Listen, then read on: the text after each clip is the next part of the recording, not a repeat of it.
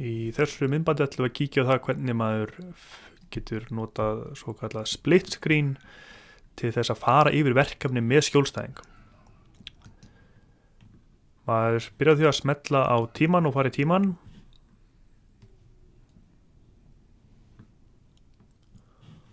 Og við skellum okkur í fundin.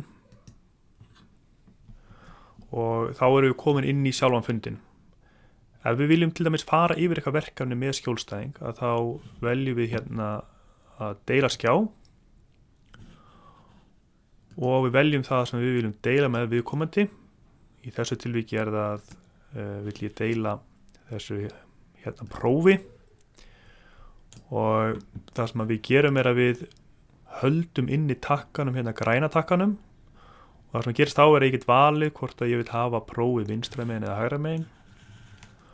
Og í þessu tilfelli ætla ég að hafa það vinstra megin og svo vel ég skjólstæðingin hérna hægra megin og þá væri skjólstæðingurinn hérna og ég geti farið yfir þetta verkefni eða próf með viðkomandi og átt í minn samtali í leiðinni og séð viðkomandi.